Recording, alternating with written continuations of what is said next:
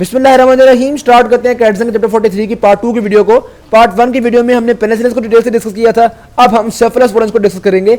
सेफलोस्पोरेंस भी बहुत important drug group है एंटीबायोटिक्स का, और सेफलोस्पोरेंस और पेनिसिलिन में ना काफी सिमिलैरिटीज हैं। तो मैं इसके साथ पेनिसिलिन को कंपेयर करके आपको पढ़ाऊंगा ताकि याद करने में आसानी हो, आप पे चीजें कंफ्यूज ना हो। ठीक है बात, तो स्टार्ट करते हैं वाली। जिस तरह पेनिसिलिन में हमने कहा था कि penicillin are derived from 6 amino penicillanic acid, cephalosporins are derived from 7 amino cephalosporanic acid. ठीक है, तो ये भी एक एमसीक्यू है, वो भी एक एमसीक्यू है, और दोनों के अंदर बीटा लैक्टम रिंग मौजूद होता है।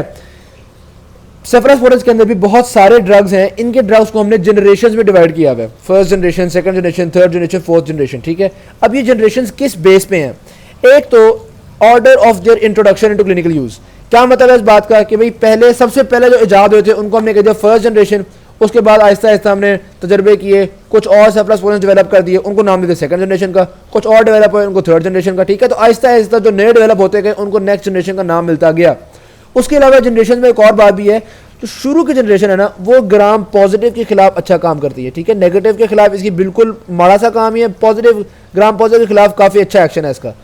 अगली से अगली जनरेशन जो है वो नेगेटिव के साथ बेहतर होती जाती है। ठीक है, सेकंड जनरेशन पॉजिटिव के लिए कम अच्छी है, नेगेटिव के लिए मजीद अच्छी, थर्ड जनरेशन नेगेटिव के लिए मजीद अच्छी। ठीक है, फोर्थ जनरेशन पे नेगेटिव के लिए पॉजिटिव के लिए भी है। तो अगली से अगली जनरेशन में स्पेक्ट्रम जो है वो ब्रॉड होता जा रहा है, खास तौर पे ग्राम नेगेटिव के लिए स्पेक्ट्रम ब्रॉड होता चला जा रहा है। ओके ओके बात, तो ये हमने देख लिया किस तरह से हमने इसको जनरेशन में डिवाइड किया है। अब आते हैं फार्माकोकाइनेटिक्स की तरफ। पहले ये बात डिस्कस कर चुके हैं कि फार्माकोकाइनेटिक्स में हमने आदमी को पढ़ना होता है, यानी कि ADME, यानी कि एब्जॉर्प्शन या आप कह लो एडमिनिस्ट्रेशन का रूट, फिर डिस्ट्रीब्यूशन, मेटाबॉलिज्म, एलिमिनेशन। एडमिनिस्ट्रेशन की बात की जाए तो ज़्यादातर पेनिसिलिन भी इंट्रामस्कुलर या आईवी थी, यानी कि पारेंट्रल। ठीक है, ज़्यादातर सेफलोस्पोरेंस भी पारेंट्रल ही होती हैं। अलबत्ता जैसे वहाँ पे एक्सेप्शंस थी, आपको याद होगा पेनिसिलिन वी और अमोक्सिसिलिन हमने कहा था ओरल दे सकते हैं। इसी तरह कुछ सेफलोस्पोरेंस भी हैं, जैसा कि ये सेफालेक्सिन वगैरह, कुछ सेफलोस्पोरेंस भी हैं जो कि हम ओरल दे सकते हैं। लेकिन ज़्यादातर सेफलोस्पोरेंस पारेंट्रली दी जाती हैं, टीके के थ्रू दी जाती हैं। डिस्ट्रीब्यूशन की बात की जाए तो जामे वाली पेनिसिलिन में हमने कहा था कि पेनिसिलिन ब्लड ब्रेन बैरियर को सिर्फ तब क्रॉस कर पाती हैं जब मेनिंजेस इन्फ्लेम्ड हों, जबकि सेफलोस्पोरेंस के केस में यह बात है कि सेफलोस्पोरेंस की जनरेशन 1 और जनरेशन 2 किसी सूरत में ब्लड ब्रेन बैरियर क्रॉस नहीं कर सकती, और जनरेशन 3 और जनरेशन 4 ये ब्लड ब्रेन बैरियर को मजे से क्रॉस कर लेती हैं। ठीक है, 1 और 2 तो चाहे मेनिंजेस इन्फ्लेम्ड हो फिर भी नहीं क्रॉस करेंगी, और 3 और 4 जो है वो आराम से क्रॉस कर लेती हैं, इन्फ्लेम्ड हो या ना हो। ओके ओके बात, तो ये हमने देख लिया डिस्ट्रीब्यूशन। मेटाबॉलिज्म की बात की जाए तो ऑल्दो पेनिसिलिन ज़्यादा मेटाबोलाइज नहीं हो रहे थे, बड़े पोलर कंपाउंड थे, लेकिन ये जो हैं यानी कि सेफलोस्पोरेंस, इनका हमारे पास हेपेटिक मेटाबॉलिज्म होता है, यानी कि लिवर के अंदर ये मेटाबोलाइज हो जाते हैं।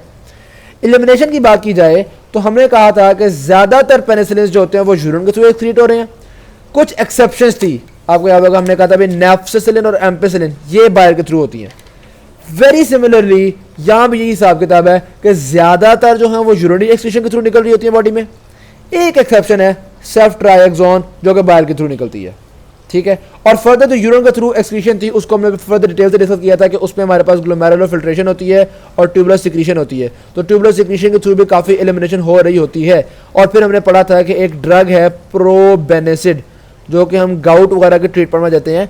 ये प्रोबेनिसिड जो होता है ये ट्यूबुलर सिक्रीशन को इनहिबिट करता है इन ड्रग्स की, जिसकी वजह से इन ड्रग्स की एलिमिनेशन इनहिबिट होती है। ठीक है, ये वाली बात पेनिसिलिन में लिखी हुई थी, सेफलोस्पोरेंस में ऑल्दो लिखी हुई नहीं है, लेकिन मैं आपको बता रहा हूँ कि प्रोबेनिसिड सेफलोस्पोरिन की भी एलिमिनेशन को इनहिबिट करता है। सही होगी बात, सेफलोस्पोरिन की भी ज़्यादातर ट्यूबुलर सिक्रीशन के थ्रू हो रही है एलिमिनेशन। ये तो बातें बहुत आसान हो गई, क्योंकि एज सच इसमें मुश्किल चीज़ नहीं थी। आगे आते हैं हम mechanism of action and resistance की तरफ। तो जाने वाली इसका mechanism of action and resistance penicillin से सिंपल है, पेनिसिलिन से सिमिलर है। ठीक है, पेनिसिलिन क्या करती थी, पेनिसिलिन बाइंडिंग प्रोटीन पे लगा करती थी, ट्रांसपेप्टिडेशन रिएक्शन को इनहिबिट किया करती थी। इसने भी यही करना है, पेनिसिलिन बाइंडिंग प्रोटीन पे लगना है, ट्रांसपेप्टिडेशन रिएक्शन को इनहिबिट करना है, सेल वॉल का स्ट्रक्चर वीक हो जाएगा। पेनिसिलिन में बैक्टीरियसिडल थी, ये भी बैक्टीरियसिडल होते हैं। सही हो गया। रेजिस्टेंस कैसे डेवलप हुई थी पेनिसिलिन में? एक तो हमने कहा था बीटा लैक्टेमेसेस होते हैं, दूसरा हमने कहा था ये जो एंजाइम है ये मॉडिफिकेशन कर लेता है, तीसरा हमने कहा था कि पोरेंस कम हो जाते हैं जिसकी वजह से पहुंच नहीं पाते पेनिसिलिन। सेम रेजिस्टेंस सेफलोस्पोरेंस में भी होती है। सेफलोस्पोरेंस के अंदर भी बीटा लैक्टेमेसेस होते हैं, यानी कि वो सिक्योरिटी गार्ड्स। इसके अंदर भी पेनिसिलिन बाइंडिंग प्रोटीन्स की मॉडिफिकेशन हो जाती है, और इसके अंदर भी लिखा हुआ है डिक्रीज इन मेम्ब्रेन परमेबिलिटी। तो मेम्ब्रेन परमेबिलिटी कम होना वही होगी बात ना, कि पोरेंस कम हो जाते हैं। ठीक है, तो कान को यहाँ से पकड़ लो, वहाँ से पकड़ लो, बात एक ही है। ऑल राइट जी, तो मैकेनिज्म ऑफ एक्शन और रेजिस्टेंस जो है वो सेफलोस्पोरेंस का और पेनिसिलिन का बिल्कुल सेम है। आगे आते हैं अब हम क्लिनिकल यूजेस की तरफ। सबसे पहले आते हैं आपके पास फर्स्ट जनरेशन ड्रग्स। सेफलोस्पोरेंस में ड्रग के नाम याद रखना और वो कौन सी जनरेशन के ड्रग्स हैं इसको याद रखना थोड़ा मुश्किल होता है, लेकिन इंशाल्लाह मैं आपके लिए काफ़ी आसान बना दूंगा। तो फर्स्ट जनरेशन तो थोड़े से रिलैक्स करो यार, फर्स्ट जनरेशन में रिलैक्स करने की बात है, तो इसलिए रिलैक्स से नाम आ गया सेफलेक्सिन। ठीक होगी बात, तो सबसे पहले नाम आ गया जी सेफलेक्सिन। मिनी कार्ड में दो नाम दिए उन्होंने, सेफलेक्सिन और सेफाजोलिन। सही होगी बात, आप चाहे तो यही दो नाम याद कर लें, लेकिन मैं आपको वैसे बताया था बिग कार्ड में एक दो और नाम भी है, ताकि अगर आपको दिल कर रहा हो ज़्यादा नाम याद करने का। सेफाप्रिन भी होता है और सेफालोथिन भी होता है। सेफाप्रिन और सेफालोथिन। अच्छा, अब होता बेसिकली ये, आपसे कोई पूछे कि कौन सा जो फर्स्ट जनरेशन, आप सेफालेक्सिन सेफाजोलिन बता दो, बहुत है, बस यही याद कर लो और याद करने की जरूरत नहीं है। लेकिन अगर कभी एमसीक्यू आ गया और उसमें सेफाप्रिन दिया हुआ, आप सोचेंगे यार ये पता नहीं कौन सी जनरेशन का, तो याद रखो जिन सेफलोस्पोरेंस में CEPH होगा ना, PH, वो हमेशा फर्स्ट जनरेशन होती हैं। ठीक है, ये देखो CEPH, सही है। बाकी सब में F होता है, ये देखो सेकंड जनरेशन सेफैक्लर, सेफोरोक्साइम, सेफोप्रोजिल, सेफोक्साइटिन, सेफोटीटन, आगे देख लो सब में F आता है। सही, तो जब भी PH वाले होते हैं ना वो फर्स्ट जनरेशन होते हैं। अलबत्ता F वाला भी एक मौजूद है फर्स्ट जनरेशन में, लेकिन PH वाले सारे सिर्फ फर्स्ट जनरेशन में ही होंगे।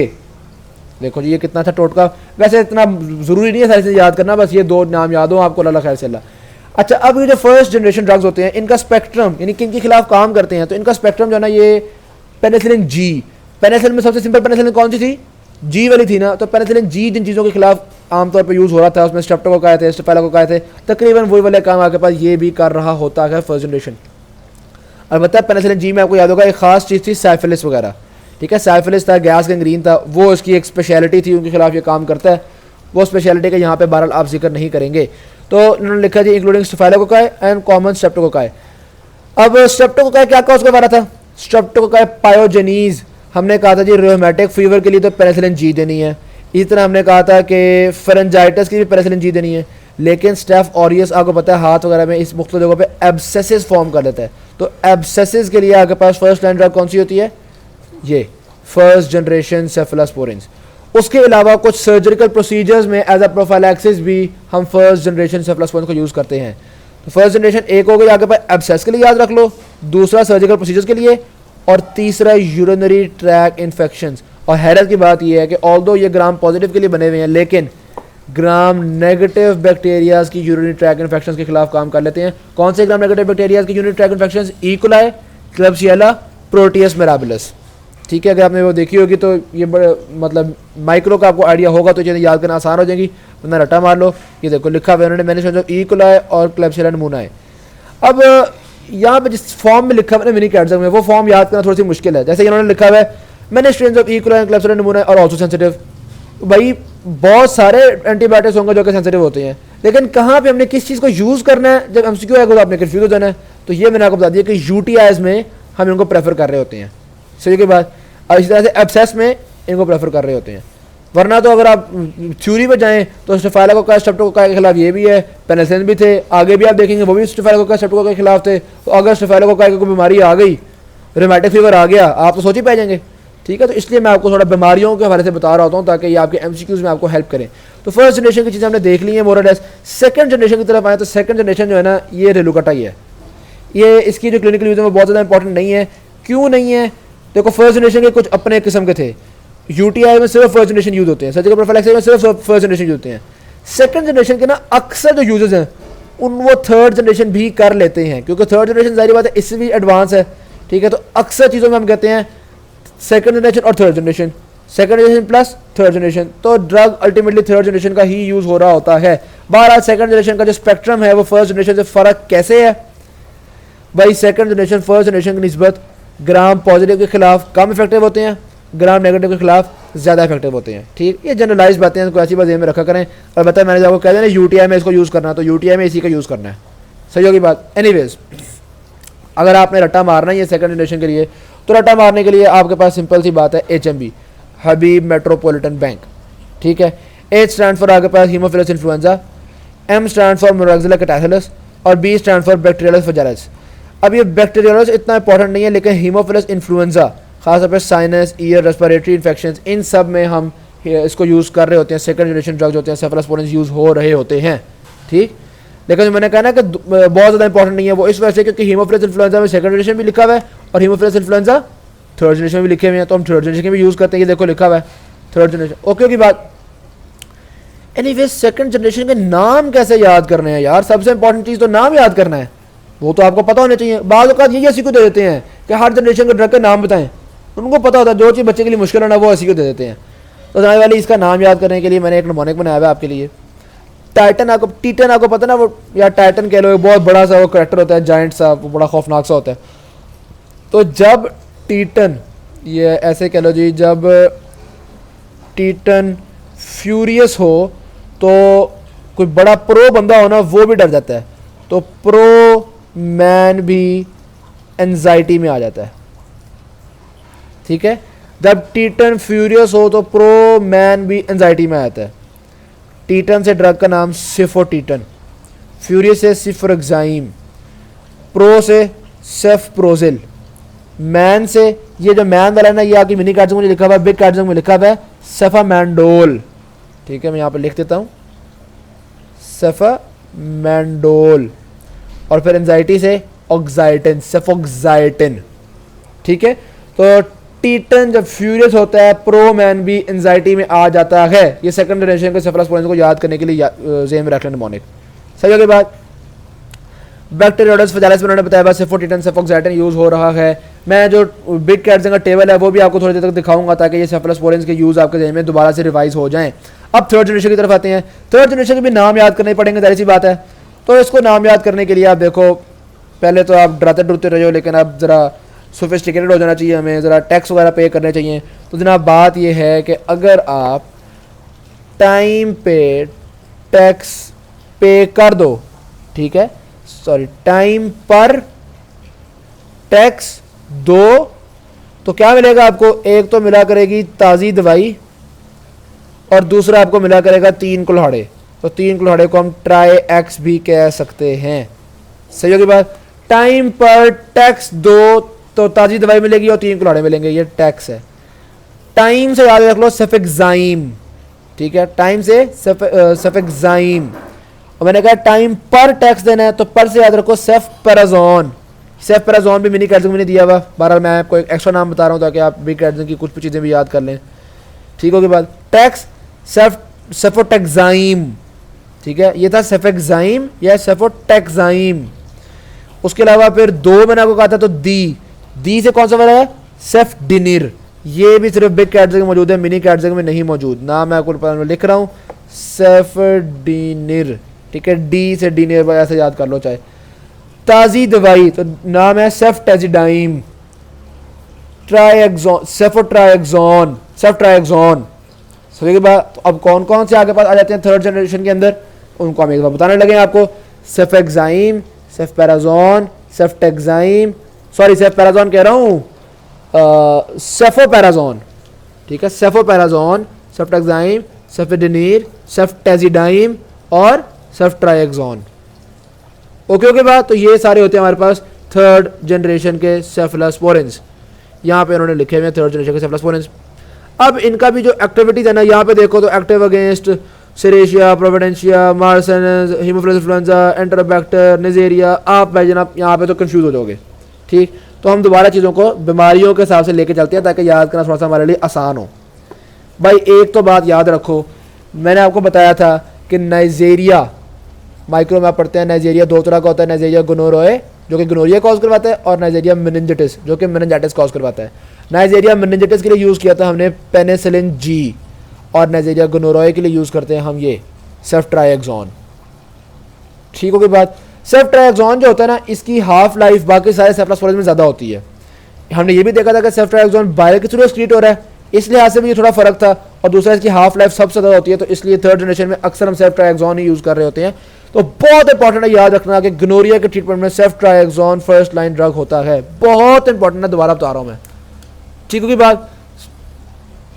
उसके अलावा एक और बड़ी इंपॉर्टेंट चीज़ है कि acute otitis media, acute otitis media में भी हम सेफ्ट्राइक्सोन यूज़ करते हैं। ये दो यूज़ थर्ड जनरेशन के सबसे इंपॉर्टेंट यूज़ हैं, ये आपको सबसे पहले रटने चाहिए। सही होगी बात। जब ये आपने रट लिए तो फिर कुछ जारी बात है, सेकंड जनरेशन में भी हमने हीमोफिलस इन्फ्लुएंजा पढ़ा था, तो वही हीमोफिलस इन्फ्लुएंजा के खिलाफ ये भी काम करेगा, मोराक्जिला वगैरह के खिलाफ ये भी काम करेगा, तो ये चीज़ें हो गई। अच्छा, फिर वो कह रहे हैं कुछ जरा स्पेसिफिक यूज़ भी होते हैं। स्पेसिफिक यूज़ से मुराद है कि थर्ड जनरेशन के कुछ पर्टिकुलर ड्रग्स हैं जो कि काम करते हैं। जैसे मिसाल के तौर पर थर्ड जनरेशन के सेफ्टाजिडाइन जो है ना वो सूडोमोनास के खिलाफ काम करता है। इसी तरह सेफ्टिजोक्साइम ये बैक्टीरियोइडेज फ्लैजेलेस के खिलाफ काम करता है। अब ये बैक्टीरियोइडेज वाला इतना इंपॉर्टेंट नहीं है, अलबत्ता सूडोमोनास के खिलाफ कौन से वाला ये थोड़ा ज़्यादा इंपॉर्टेंट था, तो इसको ज़्यादा में रख लें। वैसे वो कह रहे हैं कि जो थर्ड जनरेशन सेफ्लास्पोरेंस होते हैं वो आम तौर पे फर्स्ट लाइन ड्रग्स के तौर पे यूज़ नहीं कर रहे होते, बहुत जब मसले ख़राब हो जाए तब हम इनको यूज़ कर रहे होते हैं। सही। अगर मैं थोड़ा सा फार्माकोकाइनेटिक्स को रिकॉल करूँ तो ये बात आपको याद होनी चाहिए कि हमने बात डिस्कस की थी कि फर्स्ट जनरेशन और second generation blood brain barrier cross नहीं कर पाती, जबकि थर्ड जनरेशन जो होती है और फोर्थ जनरेशन जो होती है वो ब्लड ब्रेन बैरियर क्रॉस कर पाती हैं। सही होगी बात। अगर थोड़ा सा हम रूट ऑफ एडमिनिस्ट्रेशन की बात करें तो फर्स्ट जनरेशन में सेफाजोलिन पारेंटरल था, सेफालेक्सन ओरल था। ऑल्दो हमने कहा हुआ है कि ज़्यादातर सेफलास्पोरेंस जो होते हैं वो पारेंटरल ही होते हैं, टीके के थ्रू ही लगाए जाते हैं, लेकिन कुछ कुछ ओरल भी हैं। तो एक ओरल कौन सा हो गया, सेफालेक्सिन आपके पास ओरल होता है। इसी तरह यहाँ भी सेफेक्साइम जो है वो ओरल होता है, ओरल रूट ऑफ एडमिनिस्ट्रेशन होता है। या तो भाई समझ में आ गई।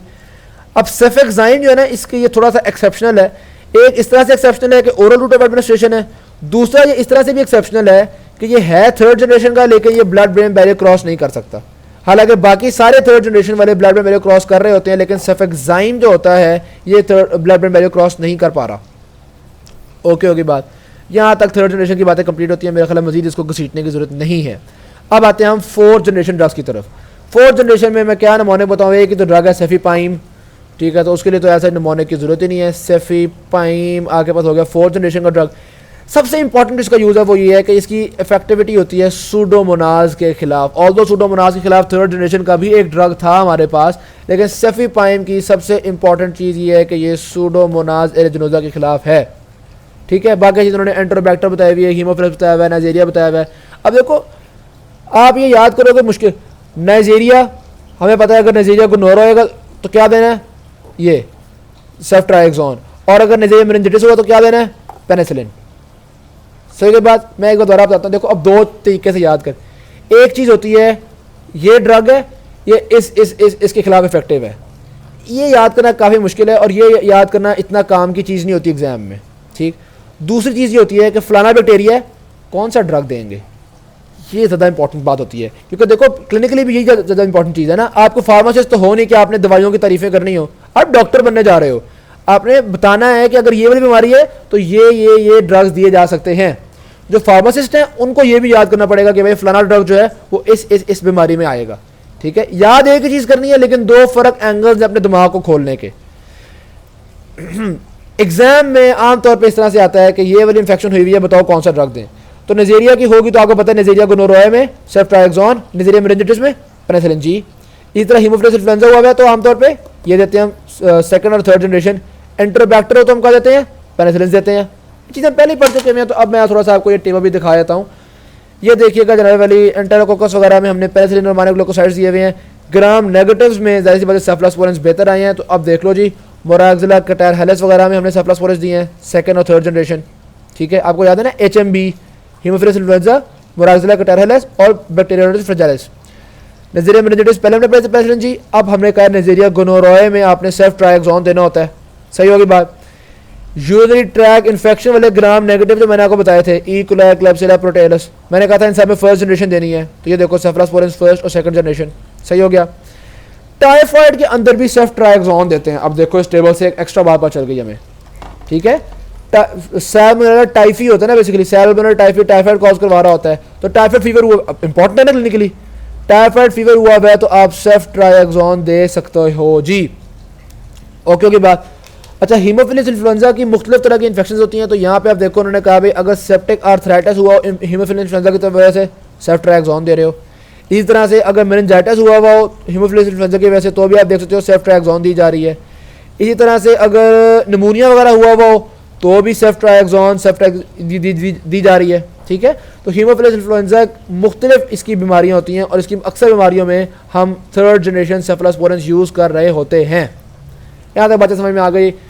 आई होप सो कि आपको काफ़ी हद तक ये चीज़ें क्लियर हो गई होंगी। अब आती है जी 5th जनरेशन। असूली तौर पे मिनी कैटजंग ने 4th जनरेशन ही में लिखा हुआ है सेफ्टेरोलीन। मैंने ये नाम याद किया था गैसोलीन से, ठीक है। गैसोलीन होती है ना, उसी से मुझे याद होगा था टेरोलीन, ठीक है। गैसोलीन जारी पता सबसे जदीद चीज़ है। आजकल के ज़माने में पेट्रोल यूज होता है, आज से 200 साल पहले पेट्रोल का इस्तेमाल तो नहीं था ना। खैर एनीवेज, सेफ्टेरोलीन मिनी कैटजंग के मुताबिक 4th जनरेशन है, ठीक है। लेकिन बाकी बुक्स के मुताबिक कुछ लोग जिसको एडवांस जनरेशन कहते हैं, जैसे लिपनकॉर्ट में एडवांस जनरेशन लिखा हुआ है, और मिनी कैट स्केची हो गया, इस तरह की कुछ जगह जहाँ पे इसको 5th जनरेशन भी कहा जाता है। सेफ्टेरोलीन काम करती है मरसा के खिलाफ, यानी कि वो वाले स्टैफ ऑरियस जो कि पेनिसिलिन से रेजिस्टेंट थे। मरसा का क्या नाम होता है पूरा? Methicillin resistant staph aureus. बाकी सारी सेफ्लोस्पोरेंस की generation methicillin resistant staph aureus के खिलाफ कुछ नहीं कर पाती, सिर्फ सेफ्टेरोलीन है जो कि मरसा के खिलाफ काम कर पाता है। तो 5th जनरेशन का एक ही चीज़ याद रख लो, मरसा। 4th जनरेशन की अगर एक चीज़ याद रखनी है तो क्या याद रखनी है आपने? सुडोमोनाज। सही की बात। और इसकी अगर आपने याद रखनी है 3rd जनरेशन की तो 2 बातें याद रख लो, एक गनोरिया, दूसरा एक्यूट ओटाइटिस मीडिया। उसके अलावा हीमोफिलस इन्फ्लुएंजा भी याद कर लो तो अच्छी बात है। 1st जनरेशन की खैर बात कर ली हमने। अब आते हैं हम जनाबे वाली टॉक्सिसिटी की तरफ। मैं चाह रहा हूँ टॉक्सिसिटी की तरफ आने से पहले हम 1-2 जरा MCQs भी डिस्कस कर लें जो आपके पास पेनिसिलिन और सेफलोस्पोरेंस में से थे। लो जी, इसमें देखो 2nd MCQ में गनोरिया, जैसे ही गनोरिया आ गया फौरन समझ जाओ सेफ्ट्राएक्सोन देना है। सही की बात। अच्छा जी, फिर ये ट्रोपोनिमा पैलिडम यानी कि साइफिलिस, जब साइफिलिस आता है तो पेनिसिलिन जी देनी है आपने। देखो इंट्रामस्कुलर बेंजीथीन पेनिसिलिन जी। सही की बात। फिर इसमें क्या कह रहे हैं कौन सी स्टेटमेंट सही है? सेफ्ट्राएक्सोन और नेफ्थोसिलिन ये दोनों बायल के थ्रू निकल रहे होते हैं। मैंने कहा था ना पेनिसिलिन में भी सिर्फ 2 ड्रग्स हैं जो कि बायल के थ्रू निकलते हैं। कौन से वाला? एम्पिसिलिन और नेफ्थोसिलिन। सेफ्ट्राएक्सोन में एक ही ड्रग है जो कि बायल के थ्रू निकलता है। कौन सा वाला? सेफ्ट्राएक्सोन, ठीक है। तो ये जो ऑप्शन है जिसमें वो कह रहे हैं सेफ्ट्राएक्सोन और नेफ्थोसिलिन, ये सेफ्ट्राएक्सोन और नेफ्थोसिलिन बायल के थ्रू निकल रहे हैं, ये वाली ऑप्शन बिल्कुल ठीक है। तो ये वाली बातें मैंने थोड़ी बहुत समझ ली हैं। अब चलते हैं हम टॉक्सिसिटी की तरफ, यानी कि एडवर्स इफेक्ट की तरफ। यार जिस तरह पेनिसिलिन एलर्जी कॉज करवाते हैं उसी तरह ये भी एलर्जी कॉज करवाते हैं, लेकिन खैर सेफलोस्पोरेंस काफ़ी कम एलर्जी कॉज करवा रहे होते हैं। अलबत्ता कौन कौन सी एलर्जीज कॉज करवाते हैं? जिस तरह पेनिसिलिन में हमने कहा था कि स्किन रैश से लेके एनाफिलैक्टिक शॉक तक कुछ भी हो सकता है, उसी तरह यहाँ भी स्किन रैश से लेके एनाफिलैक्टिक शॉक तक कुछ भी होता है। पेनिसिलिन में भी हमने कहा था क्रॉस एलर्जेनिसिटी होती है, यानी कि अगर एक पेनिसिलिन से बंदा एलर्जिक है तो सारे पेनिसिलिन से एलर्जिक होगा। वेरी सिमिलरली अगर एक सेफ्लोस्पोरेन से बंदा एलर्जिक है तो सारे सेफ्लोस्पोरेन से बंदा एलर्जिक होगा। सही। बल्कि एहतियाती तौर पे अगर कोई बंदा पेनिसिलिन से एलर्जिक हो तो हम उसको सेफ्लोस्पोरेन भी नहीं देते, यानी कि ये कह रहे हैं cross reactivity between penicillin and cephalosporin is incomplete. यानी कि हो भी सकता है कोई ऐसा बंदा हो जो कि सेफ्लोस्पोरेन से एलर्जिक हो लेकिन पेनिसिलिन से ना हो, ठीक है। कंप्लीट क्रॉस रिएक्टिविटी नहीं है। लेकिन अगर मैं आपको क्लिनिकली बताऊं, एक बंदे के बारे में वो आपको बता दें कि वो पेनिसिलिन से एलर्जिक है तो अब आपको कौन सा ड्रग देंगे, तो आंसर में आप सेफ्लोस्पोरेन ना लगाना, ठीक है। मजबूरी मतलब कोई और ऑप्शन सही ना बन रहा हो तो चाहे लगा देना, लेकिन कोई भी और सही ऑप्शन हुआ, जैसे एस्ट्रोनाम दिया हुआ तो एस्ट्रोनाम लगा देना, इस तरह कोई और दिया हुआ तो वो लगा देना। सेफ्लोस्पोरेंस उनको नहीं देते जिनमें पेनिसिलिन की रिएक्टिविटी हो या पेनिसिलिन से वो एलर्जिक हो। सही। ये हमने एलर्जी के बारे में बातें डिस्कस कर ली। पेनिसिलिन की जब एलर्जी पड़ी थी हमने तो उसमें हमने 1-2 और बातें भी की थी। उसमें हमने ऑटो इम्यून डिजीज भी डिस्कस की थी, सीजर्स वगैरह भी डिस्कस किए थे। यहाँ पे सिर्फ सिंपल उन्होंने एनाफिलैक्टिक शॉक वगैरह बताया हुआ है। यहाँ पे कुछ और एडवर्स इफेक्ट्स भी हैं एलर्जी के अलावा। कौन कौन से? पहली तो बात यह है कि जब आप इंजेक्शन लगाते हो ना तो इंट्रामस्कुलर इंजेक्शन साइट पे बंदे को पेन होना शुरू होती है, या अगर आपने इंट्रावीनस लगाया है तो वो जो ब्लड वेसल होती है वो इन्फ्लेम होना शुरू होती है, ब्लड वेसल्स की वॉल थोड़ी मोटी होना शुरू होती हैं, जिसको हम नाम देते हैं फ्लेबाइटिस। मसल में लगाओगे तो मसल में पेन, ब्लड वेसल में लगाओगे तो ब्लड वेसल फूल सकती है, तो ये एडवर्स इफेक्ट हो सकता है। ठीक हो गया। तो एलर्जी के अलावा दूसरा हमने देखा कि इंजेक्शन साइट पे मसला बनता है। तीसरा एक बड़ा इंपॉर्टेंट एडवर्स इफेक्ट है इसका, अमाइनो ग्लाइकोसाइड के साथ अगर देंगे तो ये नेफ्रोटॉक्सिटी, यानी कि अमाइनो ग्लाइकोसाइड्स नेफ्रोटॉक्सिक होती हैं, क्या लो किडनी के लिए नुकसानदेह होती हैं। अगर सेफ्लोस्पोरिन भी साथ मिला के यदि तो अच्छा रिएक्शन नहीं होगा।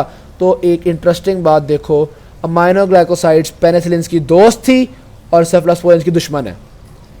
पेनिसिलिन में तो अमाइनो ग्लाइकोसाइड्स को हमने मिला के दिया था, हमने कहा था सूडोमोनास के लिए अमाइनो ग्लाइकोसाइड्स के साथ मिला के पिपरासिलिन दो, लिस्टेरिया के लिए अमाइनो ग्लाइकोसाइड के साथ मिला के एम्पेसिलिन दो, एंटेरोकोकाई के लिए अमाइनो ग्लाइकोसाइड के साथ मिला के पेनिसिलिन जी दो। ठीक है, तो पेनिसिलिन तो हम बार बार अमाइनो ग्लाइकोसाइड के कॉम्बिनेशन में दे रहे थे, लेकिन सेफलास्पोरेंस का हम कॉम्बिनेशन अवॉइड करते हैं क्योंकि फिर नेफ्रोटॉक्सिसिटी बढ़ जाती है, नेफ्रोटॉक्सिसिटी इंक्रीज कर जाती है। ये बात समझ में आ गई। अच्छा जी, आखिरी एडवर्स इफेक्ट सबसे ज्यादा इंपॉर्टेंट है और वो ये है कि पेनिसिलिन कॉज करवा सकते हैं आपके पास डायसल्फारान लाइक रिएक्शंस। अब डायसल्फारान लाइक रिएक्शंस होते क्या हैं, पहले तो आप ये वाली बात सोच रहे होंगे यार, बेसिकली जो लोग क्रोनिक अल्कोहल एडिक्ट होते हैं ना, उनको ये ड्रग दी जाते हैं डायसल्फारान ड्रग्स। अब इन ड्रग्स की वजह से उन लोगों में होता ये है कि जब वो अल्कोहल पीते हैं ना, यानी कि जब एथेनॉल उनकी बॉडी में जाती है तो उनकी तबीयत ख़राब होना शुरू होती है, उनको डायरिया हो जाएगा, उनको चक्कर आना शुरू हो जाएंगे, उनको नोजिया होना शुरू हो जाएगा, वॉमिटिंग, ये वो, तबीयत ख़राब हो जाती है। ठीक है, तो इसको हम कहते हैं डायसल्फारान लाइक रिएक्शन। यानी कि अगर कोई ड्रग ऐसा हो कि उस ड्रग के ऊपर से एथेनॉल पी और तबीयत ख़राब हुई तो हम कहेंगे लो भाई डायसल्फारान रिएक्शंस हो गए। ठीक, तो वो वाले सेफलास्पोरेंस जिनमें मिथाइल थायोटेट्राजोल ग्रुप हो, उन सेफलास्पोरेंस में डायसल्फारान लाइक रिएक्शंस होते हैं। थोड़ी रट्टे वाली बातें हैं लेकिन बहुत इंपॉर्टेंट बात है ये। ठीक, वो सेफलास्पोरेंस जिनमें मिथाइल थायोटेट्राजोल ग्रुप हो, उन सेफलास्पोरेंस में डायसल्फारान लाइक रिएक्शंस होते हैं। मिथाइल थायोटेट्राजोल ग्रुप किस में होता है? सेफोपेराजोन में होता है, जो आपको पता है 3rd जनरेशन है। सेफोटीटन में होता है, सॉरी सेफोटीटन 2nd जनरेशन है। ठीक है बात। और उसके अलावा कह रहे हैं हाइपोप्रोथ्रोम्बिनीमिया भी कॉज करवाता है, यानी कि सिंपल सी बात है प्रोथ्रोम्बिन कम हो जाएगा, इसमें ऐसी कोई मुश्किल बात तो है नहीं। अच्छा, अब डायसल्फारान रिएक्शंस जो है ना, ये है तो बड़ी बड़ी रॉकेट साइंस।